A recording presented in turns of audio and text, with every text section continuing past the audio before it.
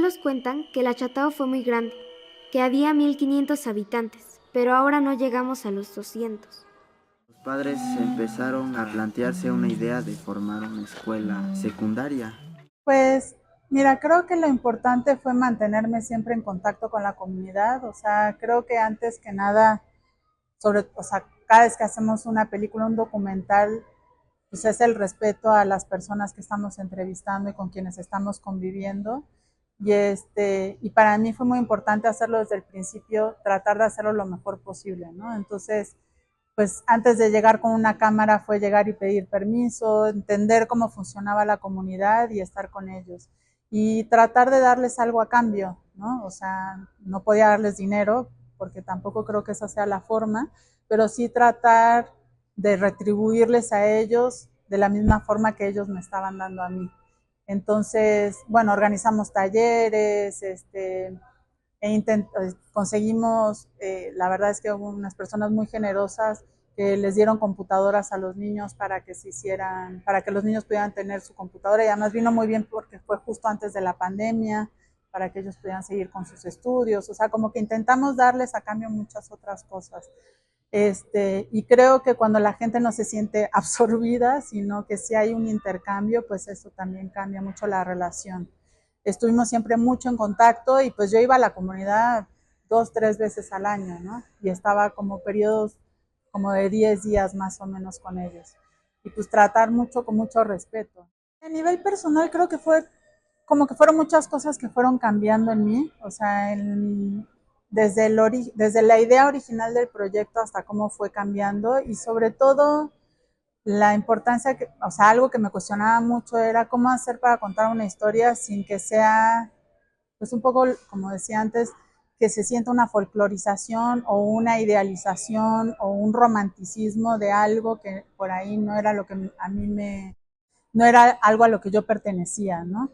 Entonces, ¿cómo a partir de mi propia inquietud tratar de contar la historia? Sí era complicado porque había veces que me sentía perdida, sobre todo cuando se me atravesó la pandemia y que sentía que se me iba, ¿no? Que los niños crecían, que iba a haber algo que ya no iba a estar, y aunque me mantenía mucho en contacto con ellos, pues sentía que se me iban perdiendo cosas y que estaban pasando cosas que yo no estaba ahí para poder registrarlo. Entonces, pero sí, sobre todo cuestionarme mucho de cómo contar la historia sin que fuera pues una mirada con la que yo tampoco estaba de acuerdo. Cuando hice mi primer película, Tiempo Suspendido, bueno, tenía un hijo de 2 años y acababa de tener mi segundo hijo durante el proceso de ese proyecto. Entonces, cuando terminé de hacer la película, que mis hijos ya estaban un poquito más grandes, pues o sea, me di cuenta del mundo que tienen los niños y de esa forma de razonar también, bueno, o no razonar que tienen los niños. Y como dices, que cuando somos adultos lo vamos perdiendo, y esta cosa de todo estarlo racionalizando y todo estarlo analizando, pues se va perdiendo, ¿no? Y claramente no nos está llevando por un tan buen camino en general. Este, los niños tienen una forma de relacionarse y una forma de, sí, de hacer comunidad que, que no lo tenemos acá, ¿no? O sea, que no lo tenemos los adultos. Me acuerdo mucho una vez que mi hijo mayor había tenido un problema con otro niño, y yo estaba enojadísima porque le habían pegado y yo ya estaba así de, ¿no? Entonces, y mi hijo como que me enseñó, o sea, él tenía 3, 4 años, y me dijo, no mamá, ¿no? O sea, como que o sea, casi, casi, lo voy a decir ahora, pero casi, casi que me dijo, espérame y yo lo voy a solucionar. Y para mí fue impactante, o sea, como que me enseñó a darme cuenta que se podía relacionar de otra manera y que el rencor tampoco era algo bueno, ¿no? Y como que esos pequeños aprendizajes a partir de mis hijos me di cuenta de la importancia de ver el mundo de los niños, que los niños realmente los tenemos muy subestimados. Entonces, y este mundo y esta percepción también del entorno, eso también fue un poco algo que me pasó con Tiempo Suspendido, que es sobre mi abuela, que ella perdió la memoria. Y estos momentos que yo sentía que de repente ella se abstraía del mundo, y este como mundo interno me hacía pensar mucho también en los niños, en este mundo interno que ellos tienen, ¿no? Y también igual, sin querer romantizar el mundo de los niños, pero realmente tienen otro mundo, y cuando los dejas ser, cuando no los influyes, cuando no les metes la pantalla, cuando no les, ¿no? O sea, pues tienen un mundo increíble. Y entonces para mí era muy importante contar una historia desde la mirada de los niños. Bueno, yo soy exiliada argentina, nací en Argentina y llegué de un año a México. Este, y entonces de alguna forma, si bien en mi casa como que el argentinismo siempre estuvo muy presente y para mí ser argentina durante mucho tiempo era muy importante, como que hubo muchas cosas que de mi propia historia me hicieron pues pensar en que a lo mejor ser de un lugar no era necesariamente importante, ¿no?